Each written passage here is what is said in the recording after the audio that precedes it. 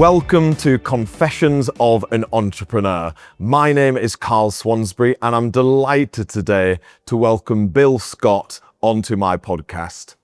Many of you will know Bill, but for those who've not had the true pleasure of meeting Bill, Bill is a high-profile Northeast-based entrepreneur.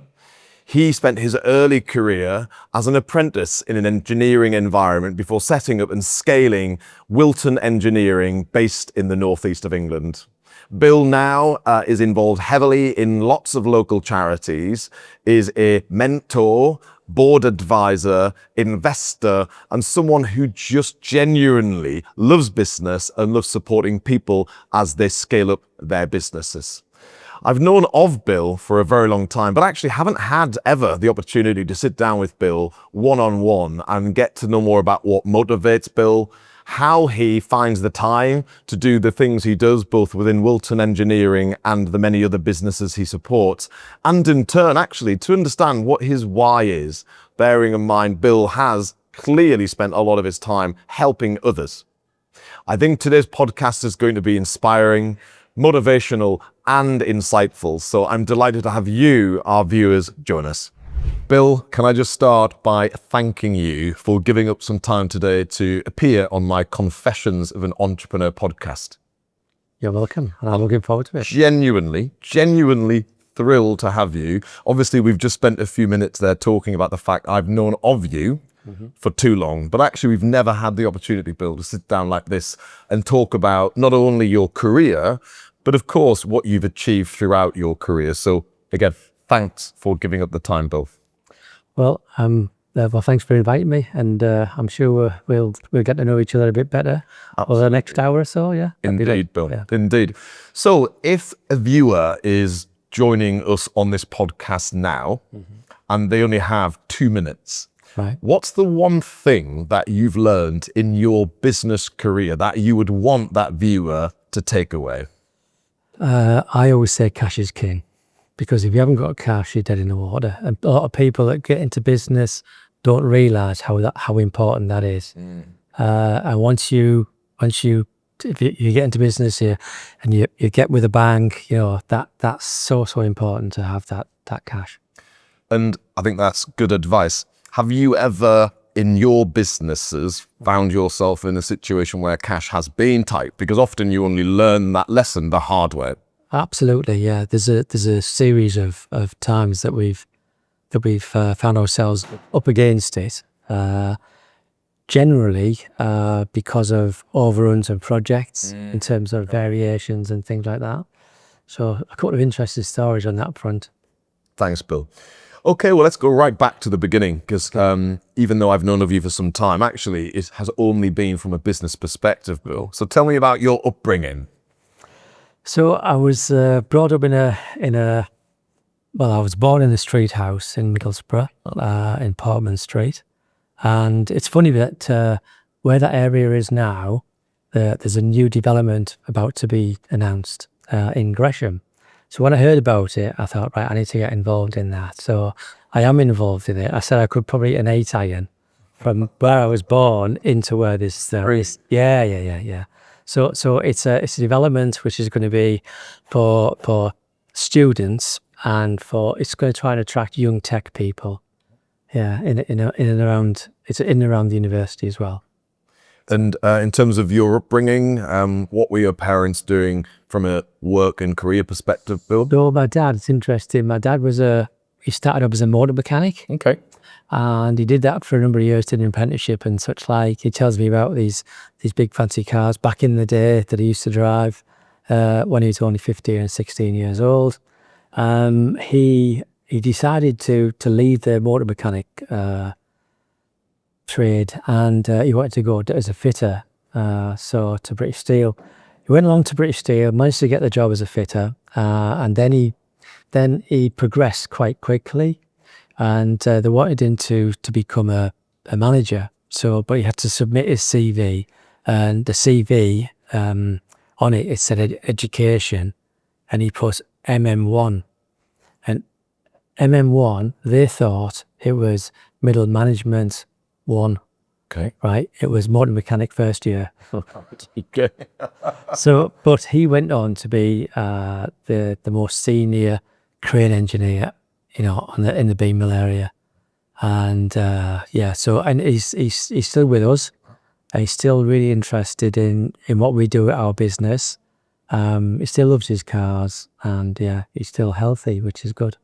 And in the early days, when you set up Wilton, was he involved in the business? No. I kept him informed of what I was doing. And my mum wasn't around then, but I kept him involved. It was quite good. So I mean, I went to school, a standard school in Winniebanks. Moved from this town centre into a place called Winniebanks. It was a tough area, tough area. There was, when you used to go to school, you had to dodge a few gangsters on the way. Okay. Yeah, there used to be somebody stood at the top of a bank, and you used to have to either fight him or run from him. Wow. So sometimes I would fight, and then if he beats him, then his elder brother would have a go at you. So then sometimes it was like, actually just easy, just run around him. So yeah. But I went to school. I enjoyed school, but it was more to do for me. I wasn't really bothered about education as such. I was more bothered about, I loved sport. Mm-hmm. Okay. So I played for the football team. I had trials for Borough Boys when I was a kid. I was a sprinter, 100 metre, 200 metre. So on a sports day, it would be Scott, 100 metre, 200 metre, 400 metre, long jump, high jump, stuff like that. So I played basketball. My teacher at the time was the English schoolboy basketball teacher. Oh, okay. So I remember he put 5 basketballs in the centre, on the centre line, and he had all the boys and the girls at the back end of the hall. I was picked as one of the first 5 to go, and because I was a fast runner, he blew a whistle. He said, "Right, this is really simple. I'm going to blow the whistle. You run, you pick the ball up, you don't carry it, you bounce it, and I want you to put it in the basket." So I was there first, pick the ball up, bounce, 1, 2, in, off the backboard, and blew the whistle. Scott, have you played basketball before? No, sir. Go and do that again. Well, we're back down again. Bounce, bam, bam, bam, boom, boom, scored again, you see. So that was the start of me playing basketball, and I used to love it. And I started playing, throughout, after I left school, I played as well. And then I became a referee, a coach as well. In fact, I was only last week, I was over at a basketball club that was, I'm part of the Teesside charity. I'm a patron and also a trustee. As part of the trustee, I had to go and visit a basketball team because they were wanting to score digital scorebooks, kit. They wanted to have iPads so they can go digital and all that type of stuff. So I had to go and do a bit of an audit on them, and it was quite interesting. Yeah, I fancied to go. It's quite funny because I picked out the best player in 30 seconds. Did you? Yeah. So did you pursue either basketball or any other sports to a professional standard? No. So when I was 22-ish, 23, I was playing a game, and I jumped up for what they call a jump shot. The guy sort of punched me in the side, spun me round, and I landed and snapped my Achilles, like a gunshot going off. So, and people laugh and they think, well, would I tell them this? So that in basketball, it's all about speed over a meter. Yep. It's like, it was like immediate power. And I used to have that. And then when you snap your Achilles, that isn't so good. So I realised I wasn't ever going to be, a seasoned national player with that snap. Before that had happened, was that very much the dream? Was that the intention? I think I could have had a go at that, yeah, for sure. And but no, I decided to then go into coaching. Okay. And then I was also a qualified referee as well. So, but yeah, no, it was for me, sports, football. The only thing I couldn't do was long distance running. So that was always a challenge, and I didn't actually do any long distance running. I think I might have been, I'm going to say 40 or 50 maybe is when I started. Wow, okay. It was a New Year's Eve, and I decided I was going to run the Great North Run. I assume that was after a glass of wine, Bill. I was after several glasses of wine. Absolutely. We committed these silly things, don't we, on New Year's Eve after a glass of wine. Anyway, so I got into training, did it under 2 hours. And I was quite pleased with that. So then I think I've done it 7 or 8 times since then. Wow. So, congratulations. Yeah. And presumably each time for charity. Always for charity. Yeah, fantastic. Yeah, always for charity. I'll talk about that later on if you ask that question. Of course, Bill. No, would love that. So obviously, as you said, you were very much into sport. Sadly, because of injury, couldn't pursue basketball to a professional level. Just give me an insight into whether at that time you knew that at some point you would go into business. Because of course your dad was an employee in a large business, but yes, he wasn't an entrepreneur. So when did you start to have this sort of desire to set up a business? Good question. So I fancied being an instrument artificer, and at the time it was ICI used to employ them, and if I remember rightly, there was something like 2,000, 3,000 applicants for 7 jobs. Anyway, I went for the test, passed the test. I went for the interview, and they said to me, right, does your dad work here? I said, he doesn't. Right. Where does he work? British Steel. Well, what are you doing here? You should go and work with your dad. Right. Next. That was that sort of thing. So, and then purely by quirk, going back to basketball, I played basketball, and the coach, he'd have been about, I'm now 16. He's maybe 36, a seasoned professional footballer, a good basketball player, all around really good guy. So I had the ball. I made it look like I didn't know I was going to pass the ball to. I knew he would run at me, so he ran at me, and he literally jumped, right? And I leaned him back like this. I went round him, underneath the basket, turned up, flicked this, dump, in and it goes. As it was going in, he literally chopped me in the neck. Literally chopped me in the neck. And then I went down, jumped straight back up, held my neck, coughing, spluttering, ran back in defence. I'm like defending like this. And then we finished the game, shook hands, you always shake hands at the end of the game, shook hands, went for a shower, went home. He then rang my dad and said, what does your son want to do? Well, he's trying to be an instrument artist at ICI, but there isn't any there. So he doesn't know what to do. He might go in the army, the navy, or the air force, or something like that. He said, it's just that I've got an apprenticeship for him. My dad said, right, I'll get him to send you a CV. So, no need, he said, no need. I've already interviewed him. I chopped him in the neck last night. This is true. I chopped him in the neck last night. Diligent. So he dropped down like a sack of potatoes. He jumped back up like a springbok, and he went back into the defence. Chucked my hand at the end of it. Never said anything. Never whinged. Never moaned. That's where I want someone like him. Wow. Roll forward. I went and got the apprenticeship, and I loved it. Right. I was the apprentice of 1, right, when I went there. Then I got another apprentice to start a year later, then another one. So we got the apprentices going, you know. So 18-year-old, he asks me to come on a journey to look at a project. I want you to bring some tools and some drawing gear. I want you to measure this job. I want you to come back and price the job. Give me a list of materials you need. I want you to make it. I want you to install it with the team. So I was 18 years old. No experience in doing those things, presumably. No.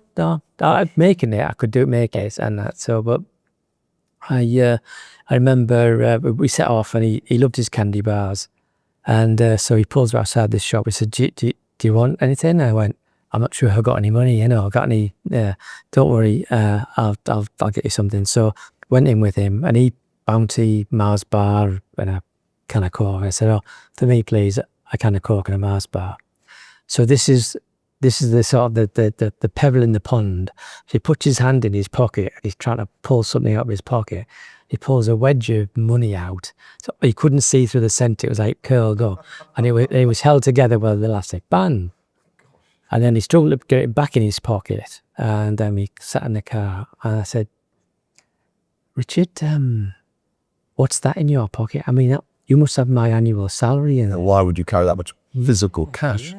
he just said, well, to be honest with you, I'd like you to be the managing director of our company one day. And I'm 18 years old. Really? Yes. But why? Well, you've got what it takes to be, you're diligent, you're hardworking. When we ask you something, the answer's always yes. So he said, but you have two options. You can have one of these little rolls of money, right? Or he said you can work with me. You could then have a nice house, a nice car, try and build a career, or you could actually go on your own. And then, you might have one of these, but you might be better than me. You might be able to have 2, 3 or 4 of them, type of thing. And so that was the pebble in the pond that dropped in the pond. I then got headhunted when I was 22 years old. So you've been with that business and working for him for about 4, 5 years. 6 years. So from 16 to 22. Got a call from a headhunter. Didn't know what a headhunter was. Explained what the situation was, and I literally went along for an interview. And first of all, he did ring my house, and my mum says, "I'm sorry, just 1 second. I don't know what you're talking about." Passed it to my dad. But he spoke to him. I'm sorry. No. 1 second. It's not. Because I was. So when you're younger, you're called Billy. Yeah. And also you wake up one day and all of a sudden you lose a Y. That's right. Bill. That's right. And so, which happened to my dad as well. Passed me the phone, and then he said I was wanting to headhunt. I want to headhunt you. I've been giving your name as somebody who can fulfill this job for us. And I said, you do realize I'm only 22. We know. So I went for the interview, and it was quite interesting. Went into the interview room. There was 3 people there, and I said, right, so headhunting. Just tell me why. So I said, well, we know somebody who knows you really well. And they've expressed how good you are, how hard you work, and they were shown this job, and they've said that you're the man for the job. So I asked some questions, could I see some drawings, how many, how long, when, and then when they showed me the drawings, I said, where are you going to build this? And well, we have a workshop at the back of the office. Right, okay, can I go and see it? Because I've got a feeling it might not be big enough. So I went into the workshop and I went, right, okay, this is not big enough. Oh, what do you mean? I said, well, by the time I've built the jig and put the jig in here, then they said to me, what's a jig? I said, well, now you're frightening me, you're scaring me a bit. So I said, right, okay, you need a jig because we're going to build 220 of these things. There were accommodation modules to go ashore in the North Sea. And so I said, right, so you mentioned that it's going to have a base, a lid, 2 ends, 2 sides. Yeah. You lay them all down, right? That's going to take up quite a bit of space. Inside there, because living quarters, you'll have showers, you'll have beds, you'll have air conditioning, lighting, toilet, sinks, all that type of thing. Imagine all that laid down there, right? I said, you wouldn't need me to build one in here. So you need somewhere that's going to be 10 or 15 times bigger than this. And they both looked at each other. And I said, right, you're scaring me now. And he said, what do you mean? I said, right, so I'm only 22. That's right. I've got a mortgage. And I think it might have been around the time when the mortgage rate had jumped up to about 15 or 16. Double digit. It was 16%, yeah. So I said, I cannot afford to leave a job where I could stay there for as long as I want to come to a job where it's going to fail right in the beginning. So I'd like to see the estimates. And then, so right, okay, we'll do that. So anyway, it went on. Anyway, I left the office. I was sat in a little red Fiesta, and the MD comes running out. So I wound the window down because you didn't have any electric windows then. And he probably said through the window, he said, "Look, you've got the job, but get the estimates. It just we need you to come work for us." So that was it, yeah. And you took it, presumably? Took it on, built the job. I got started as a fabrication manager. I then got transferred across as a QA manager because I was actually getting the stuff through the manufacturing, but QA wasn't up to the job to actually get through that. and they had a particularly difficult client inspector, so I had to go and transfer onto that. And then I wrote the installation manuals to go offshore. I went offshore as an offshore superintendent, installed all these things, and then finished the job. Wow. 2 questions, Bill. I guess first question, the person who hired you as an apprentice Yes. at the age of 16, who early on perhaps gave you for the first time an insight into how you can go about creating an abundance of wealth, which of course inspired you. Yeah. Why do you think he did that at that time, given you were relatively young, of course inexperienced? Why do you think he did that? You mean when he was 18, he said, why won't you be the managing director? Correct. Yeah. Why would he do that? I think so prior to that, when I was 17, I went in to see the 2 directors, and I said, look, can I come and see you? Right, so I just need 10 minutes with you. And they were like, they was both sat behind the desk, and I stood up. There was no seat or anything. And I said, but I'll crack on. So, right, okay. So I'm going out on site, right? And I've got overalls that are blue, Jimmy's are red, Peter's are green. You know what I mean? We just look like F Troop, like the old F Troop. That's right. We don't look, associated. We haven't got our names on the back of some of the boots have got steel toes in them. The steel toes are sticking out. We just look crazy. Professional, yeah. Professional. I just think that, there must be a way that we could get some overalls so that and I've spoken to the lads about it, and they sort of said, you go and ask her it then. So, and I've worked it out. I've got some prices, and the lads are prepared to put so much money into it. So if you can do half, the lads will pay half, but it'll make the company look a bit more professional, and then we did that. And then it started to grow. Maybe it's not because of the overalls, but it did start to be. It did look professional.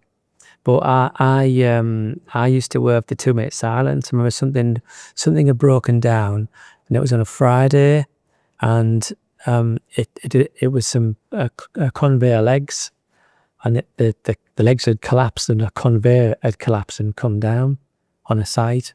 So they needed somebody urgently to manufacture the new legs.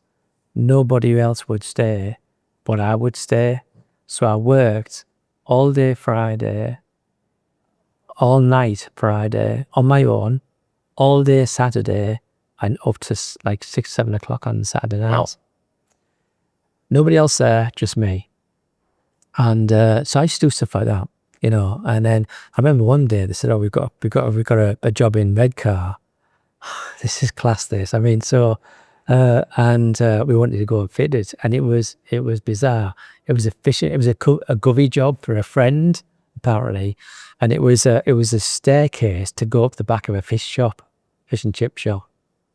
We delivered the staircase, but we didn't have anything to lift the staircase up into position. In a position. So we had a forklift. It was November, by the way, and they said to me, "You'll be all right driving that to Redcar, won't you?" So I got this forklift, a big Manitou forklift, big massive wheels at the front, and no window in it at the front. It was November, and I was ice cold driving it all the way to Redcar. Yeah, so went to Redcar, did the job, fitted it, drove it back. But yeah. Where does the sort of work ethic that you've obviously always had come from? Is that something your parents instilled in you, i.e. the harder you work, the luckier you get? Were you born as a motivated person? Yeah, so if I go back to home again, so I would be in bed, and literally quite often 2, 3 in the morning, boom, boom, boom, boom, bang on the door. Used to look up to the window, and there's a blue van outside, and it wasn't the police. So it was a British Steel guys coming to pick my dad up. Yep. Because nobody else would be able to do it. And he'd have his vest on, get his braces on, and out the door. And I used to stay awake until he used to come home, and he'd come back home 2, 3, 4 hours later, and that's that work ethic of his. He used to get called out on weekends and such like. He used to work long hours and used to work a lot, but he always used to make sure that we had a holiday. We used to go every year to the Isle of Wight. The funny thing, because you said it was 4 of us. So I've got a brother and 2 sisters. Right, you've all been to the toilet. Oh, there's no stopping. That's right. Smooth out or Yeah, cross your legs. Yeah, oh yeah. And I remember getting to Oxford one year, and he says to me, I said, Dad, can we stop? Go, no, we're not stopping. I might look at it, an empty bottle, thinking, well, I can't have a wee in that. That's right. So no, that's the way he was. But yeah, good fun. And obviously, you kindly, Bill, shared with me an insight into how your apprenticeship came about. Yeah. And you explained how your second job came about, i.e. you were headhunted. So, of course, in neither of those instances did you proactively identify the company and apply for a position. Do you think, therefore, actually, if those opportunities hadn't arrived, that perhaps you wouldn't be here today? And I guess I'm sort of wanting to really understand, do you believe in fate, or actually is it luck? Oh, I do believe in fate. I believe if you're walking down the road and something might be totally different if you turn left or you turn right. Yep. I always believe you never know who you sat next to. Yep. You should always introduce yourself. I remember being a keynote speaker for the Entrepreneurs Forum one year. I walked in there was a few hundred people in there. And I walked in, on the back seat, there was 1 seat spare. So I sat down, and I didn't on purpose introduce myself, talk to anybody. These 2 people just sat there, and they're just looking forward. And I thought I'd give them a chance to say something, but they didn't say anything. And then shouted my name to go to the stage as a keynote speaker. And then I stood up, shook his hand, and they shook his hand, and went walking off. And I did express to them that I've been sat next to somebody that I might have been able to help them out. Totally. But they didn't take the opportunity to actually ask or speak or introduce themselves. So it's one of those things, isn't it? Of course it is. So sorry, back to, of course, your second employed role, whereby clearly, you were excelling at a particular pace. Yeah. Where did that take you to? I got headhunted again. So when I finished that role, I came back and I said, right, what do you want me to do now? They said, we haven't got anything else. You obviously manufactured these 220 living quarters. You've installed them. What we'd like you to do is sit in the office, and if you could answer any queries, they can't get the lights to work, something's not working, you can then be technically going back up. Yeah. I said, I'm sorry, but I can't do that. I'm a doer. Yes. I like doing. And I didn't put it out there, but the next thing, within 2 days, it got out that I was going to be leaving to go somewhere, so I got headhunted again. Gosh. And then I got headhunted again, and then I started my own business. So let's just talk about what happened in the last employed role you had that gave you the motivation, the confidence, and the appetite to set up a business, because that doesn't just happen overnight, of course. Yeah. So the three places I went to, each company grew substantially. And I remember speaking to the last director, and I said, "What is it you want me to do?" And he said, "Well, I want you to look at the business, where look what we do, look at what we do on site in the workshops.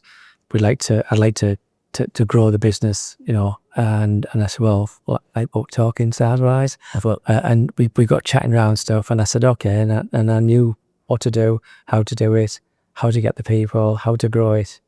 And I was brushing my teeth one day, and looking at me, I was thinking, it's now time. Genuinely, when I was going through that whole cycle of being headhunted, I was trying to get as much experience in different departments. Finance is so important, yeah. So I managed to get some experience in that. Managing people is super important. Business development is a class one, isn't it? All these quadrants are important to actually get a business going, and all that carry on is so important. And were you doing that, Bill, knowing that you were going to be setting up a business that needed that? Yes and no. I think I'd always since he dropped that pebble in the pond when I was 18, that option was there, and I think I'd thought about it. Yes. And when the opportunity came to learn about finance, to learn about management, to learn about business development, then yes, and then I just felt 32 years old, looking in the mirror, brushing my teeth. I thought, Oliver, the film, Yes. where the little boy who goes with a bowl of porridge, he goes, "Please, sir, can I have some more?" Absolutely. Genuinely, I was thinking about that, and I just wanted some more. I wanted some more for my family and my kids. And were you initially motivated by the capital that you could create through setting up and owning your own business? But was it a financial motivation? It's. I think from a financial motivation, it was a case of, one was I was in control of my own destiny, and the second one was I could actually be able to make a bit more money, but I didn't build it. Even today, I don't build it.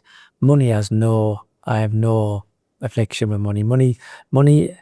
Money is I believe it's an outcome of hard work and running a business correctly, and it's a byproduct. I think, what I really enjoy doing. I enjoy working with people. I love working with teams of people.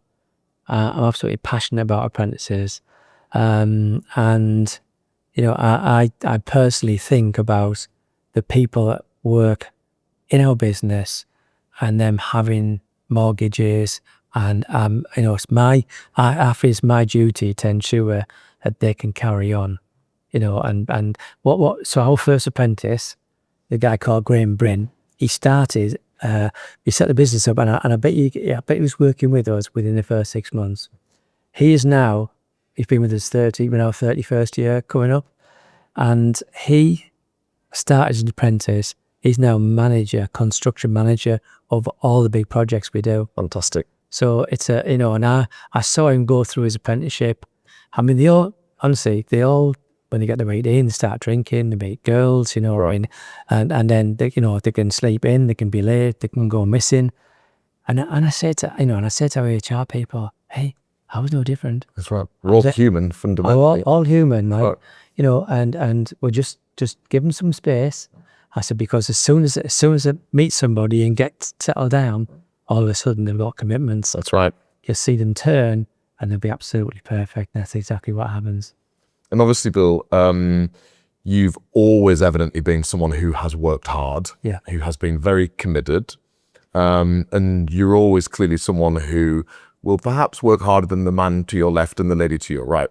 Let me ask, when you went from being an employee to owning your own business, did you find a different gear? Was there even a greater level of velocity to work at? Because, of course, for the first time ever, you were in control of your own destiny. Yeah. So that's an interesting question. And there's another part of that. So I did sit down. I was going to set the business up. I sat down. I wrote procedures, operating procedures, health and safety, quality, and other processes. And then I was ready to go. And I thought, what you've just done at the last 3 businesses, you've grown it beyond expectation.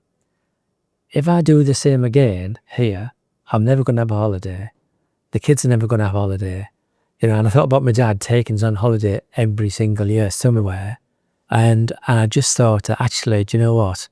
I think I need somebody to go into business with. So I'd worked with this person, a guy called Steve Glenn. We'd worked together in the last business, I think it was. And so I just approached him and said, look, I'm thinking about setting up. This is it. These are all the procedures. This is what I'm thinking. Do you want in? And so he looked at it and he went, yeah, absolutely. I'm in. I said, right, it's 50-50, right? So what's it going to cost me? Nothing. 50-50. If we need to go to a bank and see what we can borrow from the bank, blah, blah, blah, and then we sort of shook hands. I said, right, now then, Steve, we have to get married. He said, what? He said, I didn't see that in the contract. So I mean, no, what I mean is this is just the basic principle. And I say this a lot. So we stood there, I said, right, Steve, I am very, very, very honest, right? Hardworking, very honest, right? So when we're now partners going forward, I don't ever want to think of me, don't want you to think of me, I've gone missing, or, where's he gone? What's he up to? When I'm walking through PC world and your daughter's tug on your jacket, Dad, I want an iPad or an iPhone or whatever, right? If I'm going to buy it, I use my own money. Of course, that's The not. company's money is the company's money, and I genuinely, in 31 years, have never spent one penny on anything that wasn't the business. And I said to Steve, so I'm just letting you know if you've got to follow that same path. That's right. And and everything will be all right. And that was it. So we had that agreement. I said, do you want to, there's two sides to our business. One is the black side, which is in terms of the trades, people with overalls on, managing those people. The other one is the white side. So that's the health and safety, the quality, business winning, finance, stuff like that. And so which one do you want to do? He said, well, you've done both. I said, yeah, but I'm just giving you the option.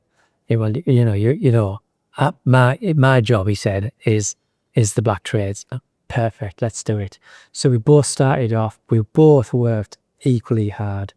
And how much harder did you have to work in the first year when you had your own business versus how hard you'd worked previously as an employee? Yeah, so it was bizarre because I was in positions in the other businesses, so it was mine.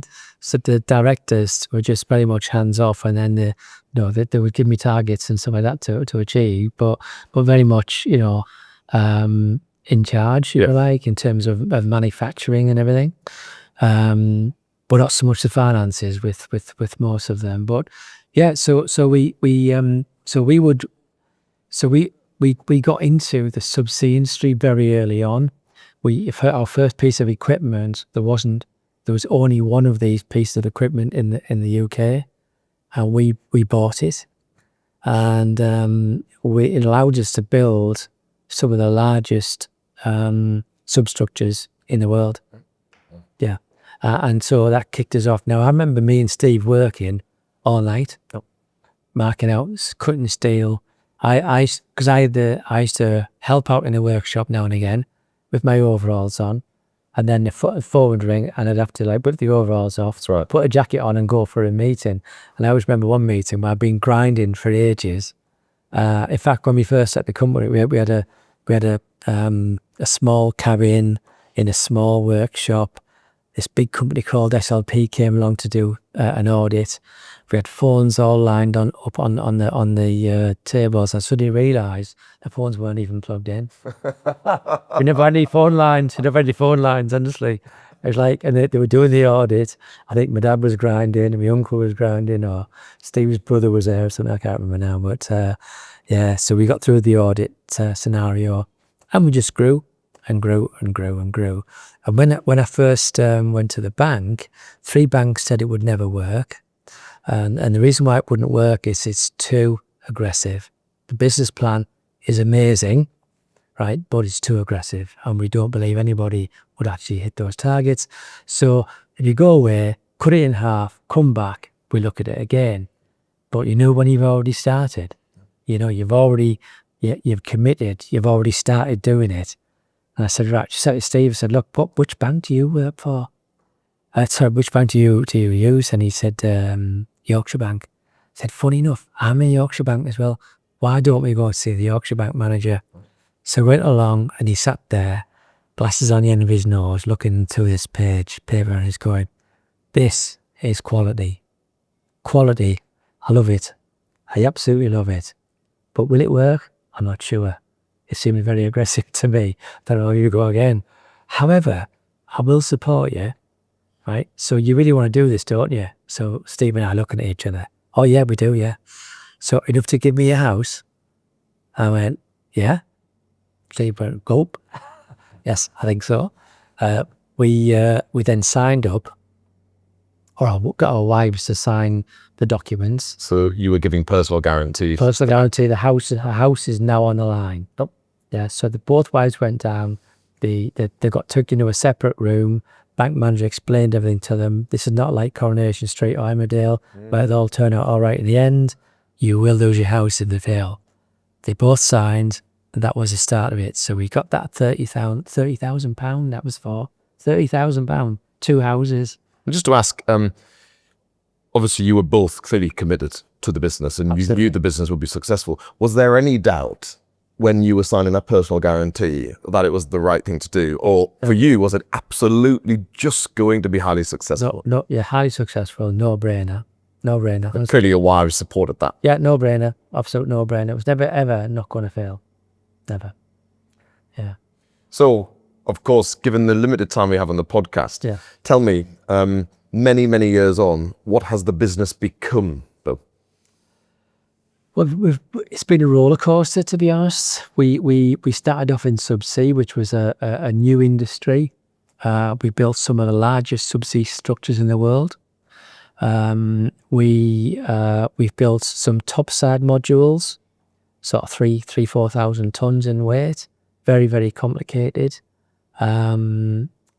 We've built stuff for offshore wind. So we worked on Hornsea 1 on transition pieces. Everybody was struggling to get them made and do all the internal fitting of equipment and the blasting and the painting and everything. So yeah, we built them. And so that was a first for the UK. So I used to go and sit down with government and explain how important the offshore wind was and what we need to do in offshore wind, how we had to reduce what we call the CFDs from 4 years to 2 years, then Natalie from 2 to 1. And so I've done all that, and then we're now in working in defence. And the size of the business today, just to give people a bit of concept, Bill? So we've got probably just short of 300 people in the business. We work in defence, as I said. All the materials are free issued to us because of the type of material that it is. And yeah, we're I think 50, 60 apprentices, 70 apprentices. Wow. We just take another 18, I think it was. Yeah, but yeah, building. But we have an order book which is probably somewhere around 10 years in size. We bought the first module yard. Then we bought the second piece of land that was adjacent to it. Then we bought the shipyard that was adjacent to that. So we now own 113 acres of prime land right against the river. And I forgot to mention to you, but when we first started off, we were by the river, and we're by the river for a reason.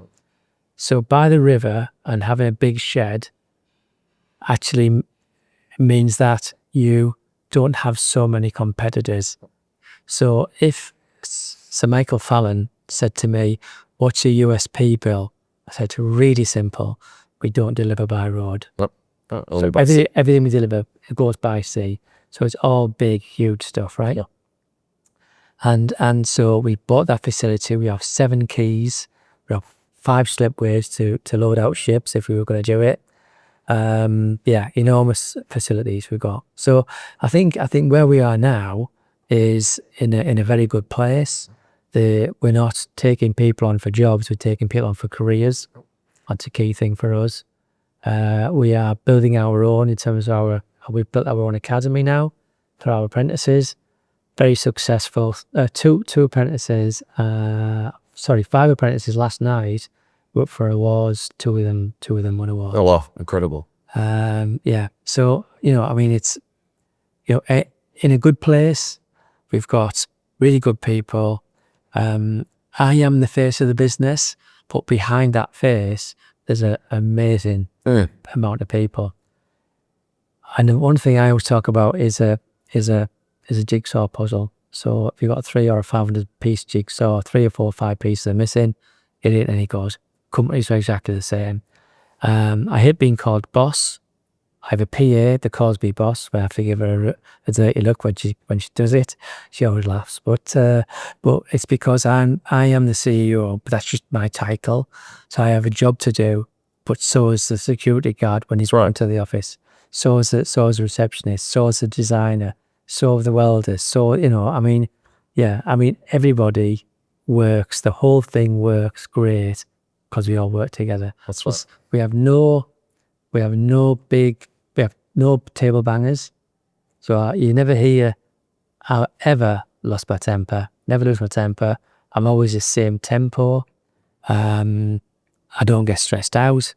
I just, it's absolutely super grateful that we have a massively really good team. As you say, every single part of the jigsaw Yes. is as important as the next, because actually it's the complete jigsaw which makes for a successful business. It is, and I think sometimes, I can't believe it when I see people that don't appreciate their fellow workers. Yeah, it's appreciation and respect, isn't it? Because absolutely. you have to respect Probably every single member of yeah. the team, regardless of seniority and role, because as you say, they are all dependent on the other. So we have a senior leadership team, and they've been going through a lot of training, and they're pushing that training down, and the trainers are coming in and getting the next level, which is the supervision, then down into the workshops, where we have quarterly meetings with all of the workshop. That we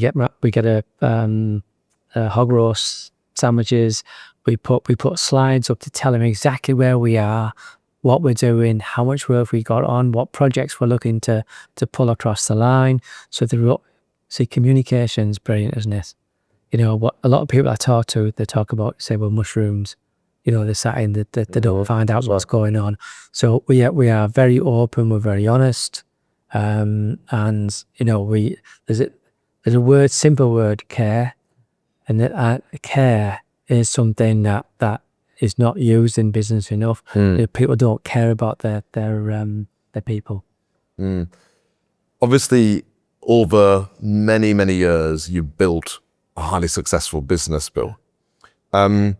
What would you say is the one thing that you found the most challenging as you grew the business? Because as you say, great business plan, had full support from Yorkshire Bank.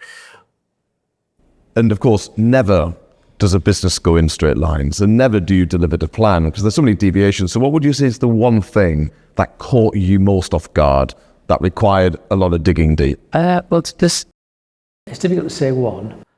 So I think that two big jobs that we did, multi-million pounds jobs. Both jobs were sat on the side of the quayside, ready to go, but the company owed us millions of pounds. Okay. So then you raise that point with them directly and say, look, you want me to put it on the barge, but you owe me this much money. Sorry. And it's millions, yeah? And then they automatically say, well, what are you doing? Are you threatening us to hold back that piece of kit? I said, no, I'm not. I'm not say that at all. I'm just shitting that all. Because if you leave without and you don't pay the money, that's us. I've done all that work for nothing. That's right. So that is our profit. That's sat on that barrel. Right. So twice I've been in serious situation like that, where the job is actually left, and then they welched on actually paying the money. And twice we went up to fight it up in Aberdeen, myself and our MD, and managed to turn it over and get the money back. Right, okay. So never once have you had a material bad debt? No, it's Universal Coatings. They are one of the biggest blasting and painting companies in the country. We went through a phase where every time somebody went into administration, they were on the list, as well as anybody that supplies overalls, anybody that supplies welding gear and stuff like that. You always see the same people on the list. Thought, right, we're going to stop that right now. So we had to, tighten up on cash. So you make sure that anybody that you've never worked for before is pro forma until you can build up a relationship and you can see some steady state of being paid. So we used to go through that where we used to lose money purely by people going bust on us. So we've had occasions where they haven't paid, so we've had to hold on to the equipment, and then they paid us, and then the day after they go bust. That's happened a few times. Okay. I remember one time I was in Harrogate, and I got a phone call. It said that these guys are coming to pick up the steelwork. We've just finished painting it. It's soaking wet. They said, don't. It doesn't matter. Just get it on the van. But if you put it on a wagon, sorry, it's going to London. And he said, well, if you put it on a wagon, it just ruin the plate. We can't. So he said, I'm telling you, get it on a wagon. So he rang me up, and I was in Harrogate. He said, I don't know what to do. He said, just lay down under the wheels. That's right. Of the truck. It's going nowhere. I'm on my way. So I got there, and he wasn't under the wheels, but he just wouldn't let it go. He stood in front of the truck. Good. So, and I said, look, mate, I don't care what you say. Started threatening about, this was going to cost you a fortune. We're going to backcharge you for this. We've got a massive crane in London stuck up in the air. We need this stuff. I said, well, how come you just told us now? That's right. If you come tomorrow afternoon, it's probably going to be dry. So one day won't matter. You'll have to wait. Anyway, so then I got suspicious. They didn't want to pay us. And I said, look, I don't care whether it's in used notes in an Asda bag, or whether you send it through a bank transfer. I'm not bothered, but that ain't going to move until you've paid it. The money came through. 4 o'clock next day, Tyne Tees news, has gone into administration. Wow. So, yeah. There you go. I guess the moral of that story is your instinct should. Yeah, I always say, if it's in your stomach. Yeah. So I'm a CEO now, right? And what we've got? I said to you, we've got this senior leadership team. They're empowered to do what they need to do. I don't have to ask them. They don't have to come and ask me, right? They know what they're doing. They all work together. It's really, really good to see them working together, right? I'm in an office doing what I've got to do. And I still have, from a strategic point of view, I still have a big role to play to actually do stuff and get stuff over the line. So, all I say to them is if anything happens, you get that in your stomach, that feeling, just hightail it straight to my office. Just get rid of it. Just get it out. Because the quicker I find out, the quicker I can do something about it. That's right. Otherwise, it might go. Yeah, you should never sit on bad news. No. Is the point you're making. No, it's nice to get good news. It's even more important to get bad news. Of course it is, because normally bad news requires action. Absolutely. Good news requires celebration. Yeah. So I'm totally with you on that. Obviously, I know, Bill, that you do an awful lot for charity. I know that you do a lot to help develop young people, apprentices included. Let me ask, why do you care about the welfare of others? And that might seem like a really odd question, but I'm asking because many successful people in business don't. Because, of course, they see people as enablers to help them create value for themselves. So why do you care about developing other people? Why do you care about doing good for those, perhaps, who are less fortunate? Is that in terms of charity, do you mean? Well, I think it's actually full stop. So right. You clearly do a lot for charity, but you also talk very passionately about apprentices. Oh, yeah. So why do you want to give up your time for the good of other people? Right. So the apprentice thing. So when you think about it, I've told you the story about the apprenticeship. Now I got my apprenticeship. Now I don't chop mine in the neck. Not so, thank God. Thankfully. But I think that what I do genuinely believe is that he gave me that chance. Right, he gave me that chance, and I think that I was given a chance, so I've got to give other people a chance. So and then there's nothing better than growing your own. So they come with no expectation. They don't know half of them don't even know what a plater or a welder is. So they're coming along. They might have some kind of interest in engineering, or they want an apprenticeship of some sort. This applies for both boys and girls, by the way. And so they come along, and I just think that if I always remember our first apprentices, I said, look, I want them to learn. I don't want them sweeping up I don't want them to be doing a labourer's job. They're here to learn to be a tradesman. That's right. Sweeping up is very important because they need to keep their areas clean. Otherwise, they just leave it all tatty and everything else. But the fact that I've got OCD as well doesn't, it's the same thing. But I think that, so when the apprentices have finished their time, we keep them all. We aren't just building them to let them go. We are keeping them all.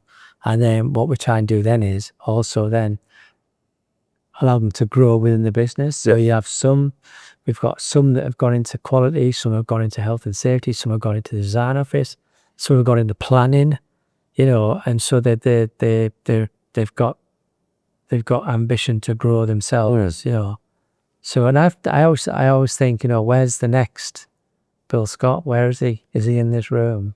And I see something, and I call them rising stars. They stand out. They stand out.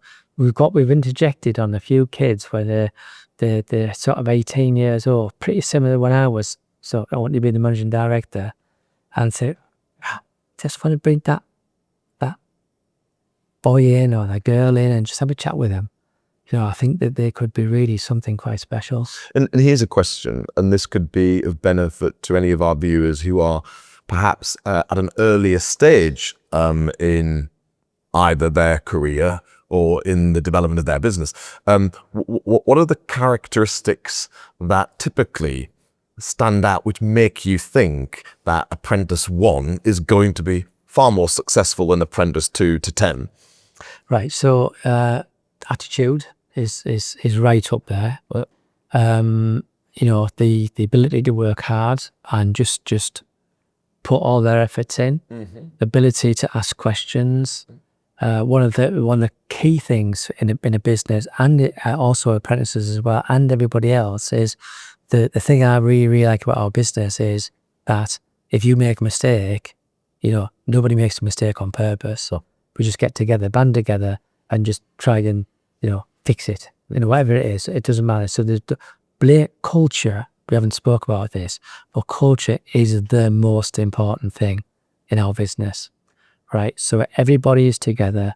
There's no boss, and the culture is that there's no blame culture whatsoever. So when with the apprentice that's going to be like a rising star, they normally they don't have to have brilliant O levels or A levels or whatever. We do, for tell you that we do take on degree apprenticeships as well. So they will come into us at 18 with good A levels. They'll go to university to get a degree. There'll be no loans to pay. These people, boys and girls, they'll learn the trade, and they will be better than anybody else when they're finished. Yeah. You mentioned that the culture within Wilton is a culture that you are proud of. Yeah. And you mentioned no blame culture. Yeah. Just to ask a specific question, if I can, Bill, because whilst, as you say, one team is all about delivering the right outcome for client, and if we make a mistake, well, let's just correct it and move on. I guess whilst I respect that, I think it's also important, isn't it, though, that when someone makes a mistake, they acknowledge they have made it, because only then do they learn from it. Oh, yeah. Rather than the mistake almost being brushed over. Can you just give me an insight into how you approach that? Because I guess people do need to understand they have dropped a ball. They need to be apologetic and accepting of the mistake, because only then can you move forward, right? Yeah, so I'll give you a flavour. So we had this project once, and it was a Norwegian guy, very experienced, worked in the offshore oil and gas industry all his life. In fact, his credit card is you've got your name on it. Yes. His was his name, and underneath it said International Oil Man. Oh, you're kidding. Oh no, international. Oil Man. Self-acclaimed. Self-acclaimed, honestly, but a really good guy. So we were to and fro with this company. We got the order, and we said, right, what we're going to do is we're going to have two people who can make a decision to actually sponsor this project. So I'm sponsor 1 for Wilton. This International Oil Man's sponsor for the client. And what I said was, right, throughout this project, something will go wrong. And when, in a lot of the projects, it goes wrong, and then they shoot the problem right up to the top of the tree. Yeah. The top of the tree don't really know much about it. They shout and scream and kick and squall, and doesn't help anything, right? So what we're not going to do this on this, right? So me and you, the international oil man, if anything goes wrong, me and you are going to get together, identify what the problem is, Yes. and we're going to fix it. It's diffuse it. And so what you've got is you've got an S curve, which is measuring your efficiency and your planning. So you want to be on the green line. You want to be above the green line. So we're always on the early curve. But something goes wrong, just everything goes wrong, doesn't it? It's just everybody's telling a football team, a kids' football team, right? The ball goes over there. The 11 players from either side are all chasing the ball out there. That's what happens when something goes wrong in a business. Stop that. Just get two people to get together to sort it out. So in this instance, we had some welding that was being welded, some heavy plates. The welders had welded it. One had gone one way, one had gone the other way, gone the wrong way. That was all it was. And it created a crack in the weld. So we sat down. What we said, this is what we're going to do. We're going to take that offline. So everybody else just crack on. We'll stand with the two welders. Right, so what happened? So I'm learning, he's learning. We're all going to, right, okay, right. What we should have done this. Right, great. And crack on. That was right. Do that next time. Do that next time, yeah. So by doing that, we created something really extra special for the client. The person that's made the mistake knows he's made a mistake, and he won't do it again, hopefully. But there's no blame culture. No. We've talked about it. There's no banging, shouting, screaming, effing and blinding, and all that carry on. It doesn't work. You just waste energy. So that's really important as well. Obviously, your main business, Wilton, you are CEO of, Bill, but I know that you have a number of other businesses that you are not only supporting, but of course advising simultaneously. And whether that be as an advisor, whether that be as a more formal non-executive director, I guess depends on circumstances. I guess question, what is the one thing that you have found that other entrepreneurs who are trying to grow a business find the most difficult as they scale? Because I'm sure these businesses, what's different, will have probably similar challenges in common. Yeah. There's two things. If you said the one thing, I'd say people. Okay, they struggle with people, and it's because they haven't, embodied them in properly into the business, onboarded them, So the whole thing about you start somebody new, you've got to greet them, I always say take him or her around the offices, introduce them to people, make sure there's a desk there, there's a chair there, there's all the equipment that they need to get started. Make them feel special on the first day. They'll go home and tell their husbands or their wives that I'm having a great day. That's right. Today, and what a great start. But that's just not the showmanship. That's it. That's right. And I think people is the biggest issue. And I'm sitting here agreeing with that because it's obvious. Why do you think people don't therefore deliver what's required when it comes to people? Because I think most people would agree that when you recruit someone, every hire is important. You've got to induct them correctly. But of course, you imply that perhaps not every business does that. No. So why don't they? Well, I'm not sure why they don't, but I can tell you something else. So I'm sat in a sauna, and there's two fellas sat beside me. I'm sat on my own with my little bottle of water, just minding my own business. And these two fellas are talking to each other. And one guy, he talks about his staff in a really bad way. Pond life, I think he mentioned, golf once, and then plus. I was thinking, oh my goodness, And anyway, the other guy left. He was going home. And so now it's just me and him in there. So I introduced myself to him and I said, do you know, can I just say something? Me and you, we are totally opposite. Really, what do you mean? Well, the way you talk about your staff and the way I look at my staff. Oh, what do you mean? You said they're effing this and they're effing that. And I said, oh, I said, and I explained stuff to him. He said, and he said to me, "Can we have a coffee when we get upset?" Yeah, sure. So we had a coffee. I had a chat, and I said, "Your people are your most important asset by a mile. Right? If you're on your side, you're floating." That's right. They'll walk over coals What- for yeah. you if they are on your Yeah. side and you are a proper leader. Yes, you are. Versus a proper manager leader. of resources. That's right. It's Yeah, different. yeah. Whereas if they're not on your side, you're pulling a heavy weight up a hill, and you are constantly having to go through the same process again. You'll have a big turnover of staff. Blah blah blah blah blah. So this guy, I don't want to tell you who he is, obviously. So we sat and had a coffee, and then we had another meeting type of thing, and I went 2 years later. I went to I think it might have been the Teesside Business Awards. It was being held in the Teesside University. Oh. I walked in late, and as I walked in, the camera was on my face, and my big face was on this pretty big screen. And the compere said, "Oh, here he comes." Right on cue. Anyway, I sat down at the table, blah, blah, blah. And anyway, and the winner of the whatever business award it was is this company. And he stands up, and all his staff jumped up with him. They all went with him onto the stage. He stood there with a trophy. He came over, gave me a big hug, introduced all his staff. Different, completely different fella. And what do you think it was that he took from your conversations that flicked the switch? Because It's the power of people. but why I'm intrigued because if this guy is an experienced, credible business person, Yeah. he would know that his people are essential.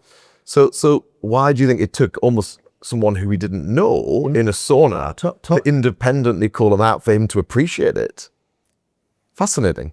Fascinating, yeah. I mean, I think, yeah, nice fella. Of course, but Nice fella, and he's got a good business, and but it was that conversation, me overhearing what he was saying, and me me knowing what I'm like, and we are like total opposites, and so honestly, I was just thinking, well, why would you be like that, And so anyway, maybe he's never had any training in, or he's that's just the way his business has always been. yes, and of course, a lot of entrepreneurs who have successful businesses perhaps haven't, as you say, had formal training when it comes to how best to develop people.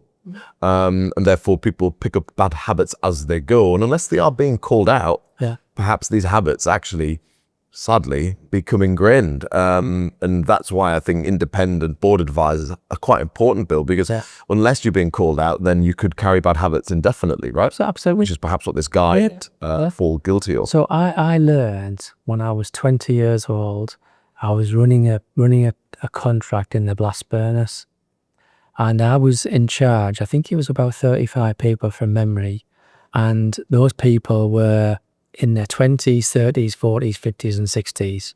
Yeah. So I'm 20, right, and I'm in charge of this job. So I learned to ask people, not tell them, go and get. The difference between go and get it, or you couldn't go and get that thing for me, could you?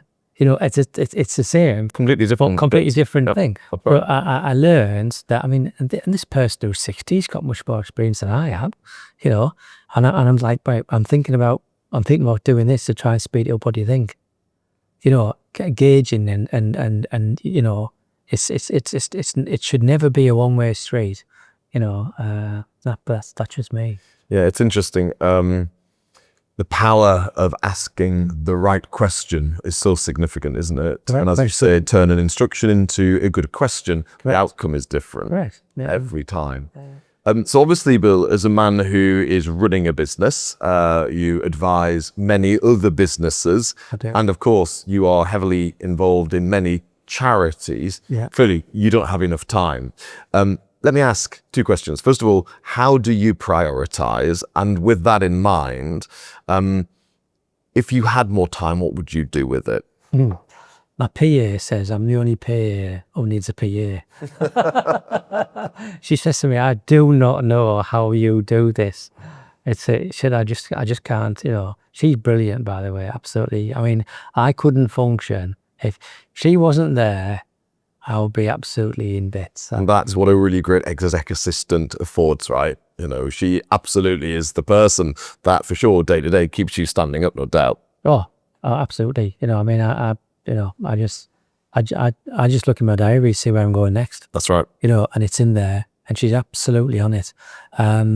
Just brilliant. I mean, but I think it's important to have all of these things, in your armor when you actually going to try and actually then sit down with other people that might want your help.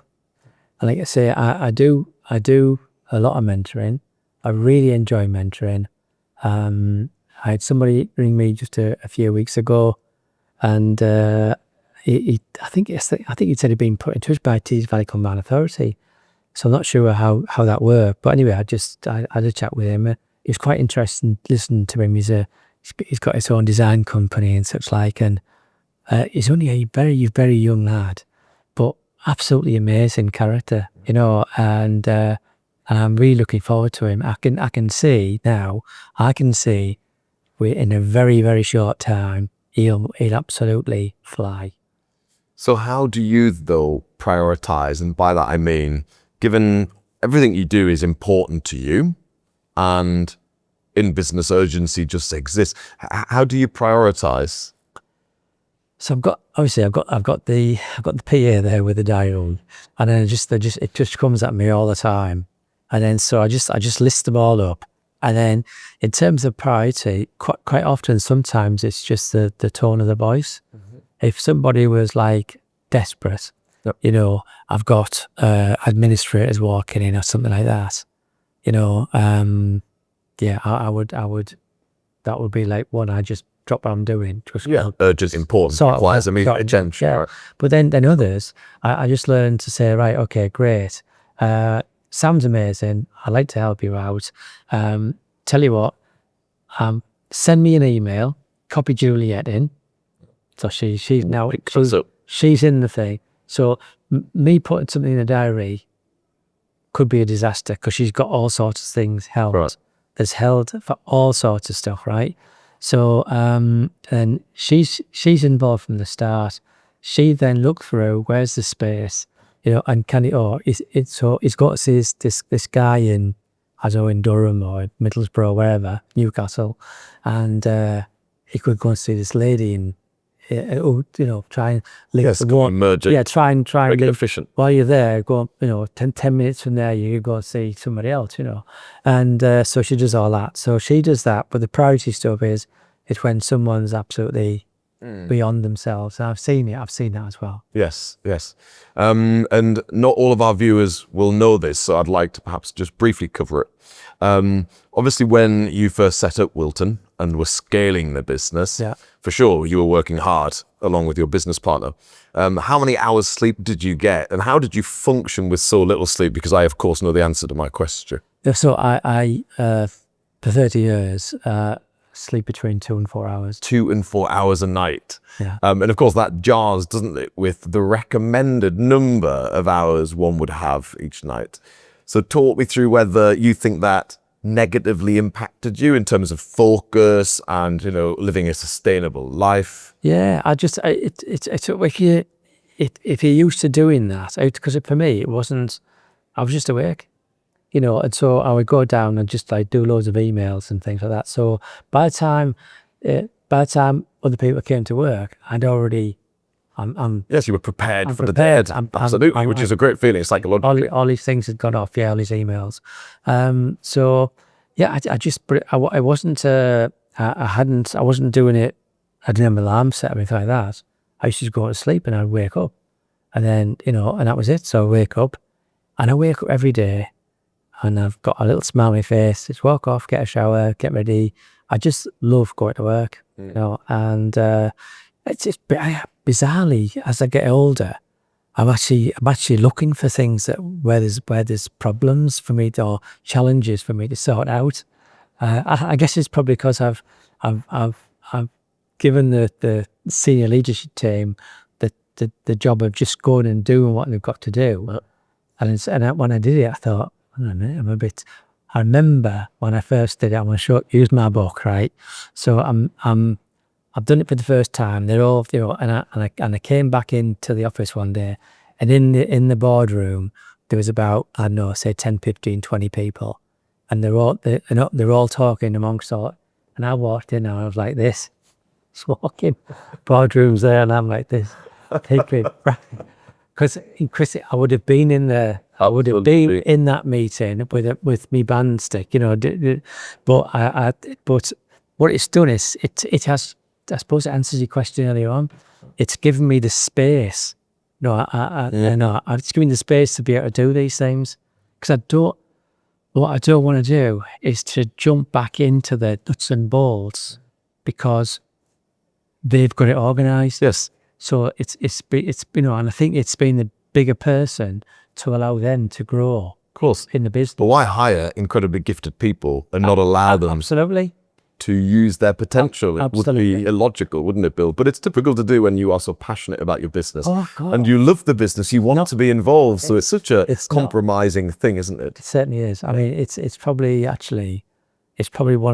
the best thing I've done. Yeah. But hardest, no doubt. The hardest, yeah, my goodness, yeah. It's almost like, I'm not saying you're giving your baby away, but you're giving your baby away, You're certainly watching it graduate. It's like, You've got to be a little bit more hands off. absolutely hands off. And as long as you know that they know that when they get that pain in the stomach, then come along and just, That's right. That's right. because again, when you've been in business so long, you've been through everything. I said to the guys at the Entrepreneurs Farm, I'm going to say about 20 of them, and I said to them, I said, look, it doesn't matter what you're going through at the moment, I guarantee I've been there. Absolutely have been there. But that's just because I'm old, that's about to say. Well, very experienced, very wise is how I would frame the same thing, but I'm with you. I am conscious of our time together, Bill.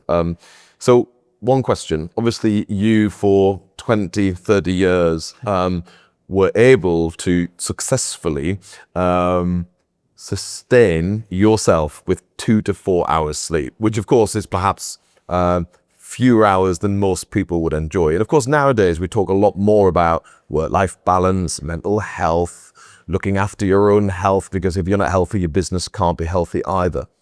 So if you hadn't only had 2 to 4 hours sleep, and perhaps you had 8 hours, which might be more indicative of title, do you think the business would be the business it is today? It probably will be. It probably would be, to be fair. I mean, so those guys that I've empowered to do the job, they won't be working. They won't be sleeping from between 2 and 4 hours. I'm hoping that they're going to get, 6, 8 hours sleep on, and I'd be happy with that, whatever sleep they need. I think it's just at the early days, I was driven. I was driven to grow and just build and grow and build and grow, and and it was just, like I say, I never had an alarm clock on. I just woke up. Yep.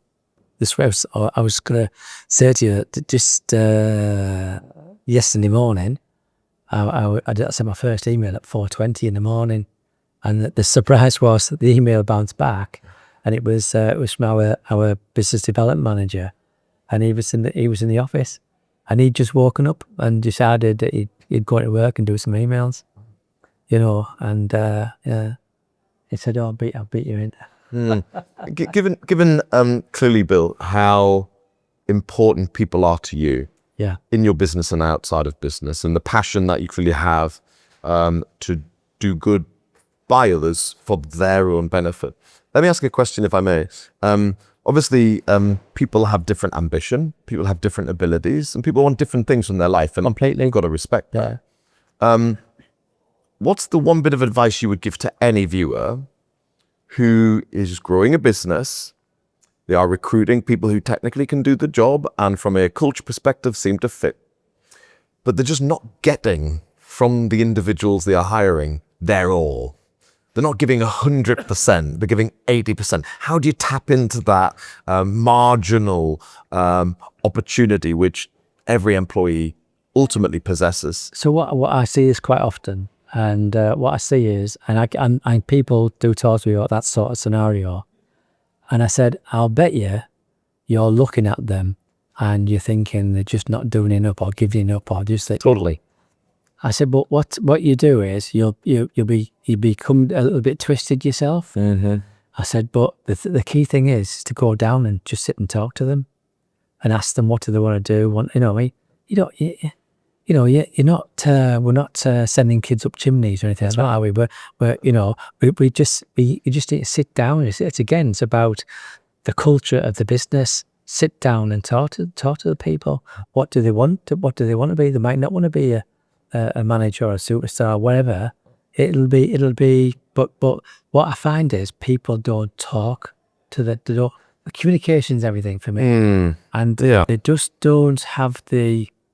In fact, I'd say that would probably be one of the biggest topics from when I'm doing like non-exec work or mentoring work. So lack of communication. Lack of them being able to understand what they can say and actually open up a conversation about that, stuff like that, And there could be all sorts of reasons. Well, that's right. And then if you let it play on your mind, we're not actually getting to the truth here.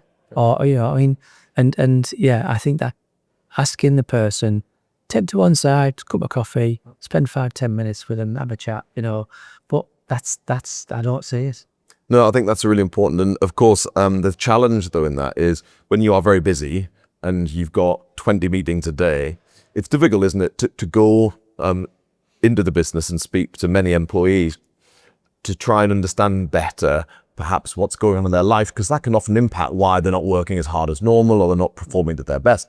So again, to that person who says, well, Bill, I hear you, but I don't have the time to go and sit down with my 10 direct reports, because quite frankly, I don't have lunch, let alone have the opportunity to have that chit chat. What's your advice to that person, Bill? So I think you asked me about how you prioritize things, and if it's not important, then don't do it. Or if it is important to you, then find the time. Yeah. I mean, I walked at the office this morning, right? So I had a meeting. I was mentoring somebody this morning, and sat down, had a couple of hours, this person had a bit of a horrendous few weeks. Sat down, take a breath. Let's go through it one by one. Came out the other side, smiley faces, perked up, ready to fight and go forward, right? So gets into the office, walks in. Morning, girls. How you doing? Hi, lads. All right? You okay?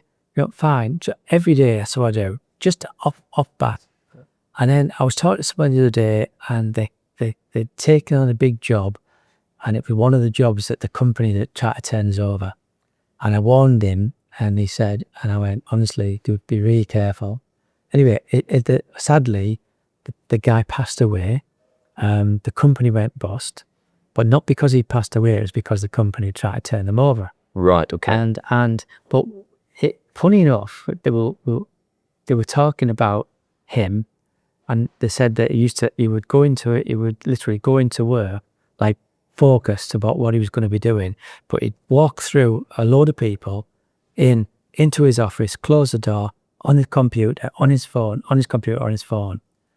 And what he's missing is the opportunity to bond people together. And I see it so many times, it doesn't cost anything. It's just to be nice. A lady came from South Africa to go and work with us. She does the wages and stuff like that. And she's a lovely person, right? So on a first day, 10 o'clock, past 10 o'clock. Right, girls? Oh, no. Yeah. Tea, coffee, anyone? Oh, yeah, 10 o'clock. All right. So I get his tray, all his cups on, and I know tea, coffee, how many sugars they take, how much milk they have, no milk, little bit of milk, splash of milk, strong touch of milk. Honestly, this woman's card, is he real? And she like after a few weeks after she'd been with us a while, she said, I spoke about my son. I say, we've got this fella, he makes us tea. In fact, when we get in, he's lined all the cups up and all the tea and the coffee and the sugar's all in the cups. And all we got to do Good effort. is put the water in, but what they don't realise is, like, so I might walk in there in the morning and I'll put all the cups out and put all the tea and coffee and everything else in there. But while I'm doing it, I'm thinking about what I'm doing it for the You're trip. reflecting, you're planning. I'm just relaxed and I'm doing something while I'm doing it, and then I'll make myself a cup of tea and I'll sit down. But that to me is like, that's just, but they absolutely love it. Yeah. Well, it's fascinating what you've said there, Bill, because actually, as you say, I always like to assume that every founder CEO genuinely cares for the people they employ. Yeah. I always like to believe that to be true.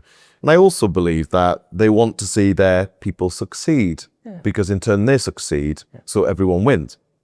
But the point that you've made, which is quite pertinent, is the need to prioritize, because I guess when you are a CEO, you do have lots of different demands on your time. You're pitching for new contracts, you've got customer complaints, you've got HR grievance issues, you've got supply chain challenges, you're having to speak to your RD at Barclays Bank. So it is full on. And of course, the skill is to prioritize. And I guess your people accepting they are part of the jigsaw are essential. Without them, you have no business. Yeah. And therefore, none of those problems will even be problems without the people that you employ. So I do think, as you say, people have to prioritize people. Otherwise, they'll not hold on to them. Yeah, and it's giving them, empowering them to do things, So I used to, before I'd actually said to them all, right, so you're all empowered to do whatever you want to do, and just, I love watching them all working together. Absolutely brilliant. Don't get me wrong, I'm still going in there. We go away as a senior leadership team every 3 months, and we have a baking buttery to start with 8 or 9 o'clock. We work all day. We stop work for lunch, so work through lunch. We stop at 5 o'clock. We go out for a meal, a couple of beers, bottle of wine, and then next morning we get up and go for a walk. Yeah, nice. And we walk and talk. Nice. Walk and talk, walk and talk and walk. And it could be in Leeds, it could be in Lake District, Edinburgh. Yeah, away from the business. Away from the business. OBE, yeah. What we're doing is working on strategy. Yes. Strategy, right? And it's like there's no silly question. We're just working on stuff. And we've got this system where we've got the traffic light system, red, amber, green. Right. So this is what we talked about last quarter. What have we achieved? Is it yes? Is it green? Yeah, we take that one off. Right. So red. Well, why haven't we done it? Blah blah blah. But it's not me talking. It's like it's everybody. Yes. I should do every single presentation. I do 0 presentation right now. Good. No. Good. In the business. Bill, Yes. I have one last question Oh, go on. for today. Obviously, over such a significant career, you've achieved so much, Bill, and you've helped so many people in their own journeys, build businesses, have successful careers. And of course, Wilton today continues to every year hire apprentices. So much to be proud of in there. What is the thing that you are the most proudest of having achieved? And I acknowledge there are many things, but what is the one thing when you sit down makes you feel the proudest? I think that probably, I would like to think that everybody in the business are coming to work and that they know that if they had a problem, right, they can share that problem, and then they can work through stuff. I spend loads of time making sure people are okay, and I think that yeah, just that really, knowing that that those people know that not just myself but the senior leadership team, the supervisors that are there, they are one. That's the key thing for me. So that one thing, and I suppose if I had to round it up in one word, I would just say culture. Good culture. That's it. That's what I'm proud of. Well, that's an incredible thing to be proud of. Bill, it has been a pleasure. thanks for being on my podcast. Our viewers, without doubt, will not only be inspired by listening to the conversation we've had, but I'm confident they'll be able to take so much away which will benefit them in their business. So Bill, thank you for being with me. Thank you for asking me. It has been a true pleasure to have Bill Scott on my Confessions of an Entrepreneur podcast today. Bill is clearly a person that puts people first, both in his own business and indeed when supporting other people, either as mentor or as board advisor, helping other people start up and scale up their businesses. Bill is without doubt inspiring. His absolute commitment to culture and always wanting to put people before everything is perhaps something we could all learn a thing or two from, bearing in mind without great people who are motivated and on the bus, what do you have? And of course, without people, you can't scale a business. And even if you can, perhaps you can't sustain the scale that you create. Bill, during our podcast today, talked an awful lot about his upbringing and, of course, the importance of hard work instilled in him early by his father. To think that for many of the early years within Wilton for Bill, he only had 2 to 4 hours sleep is quite magnificent, really, bearing in mind many people perhaps would see that as insufficient.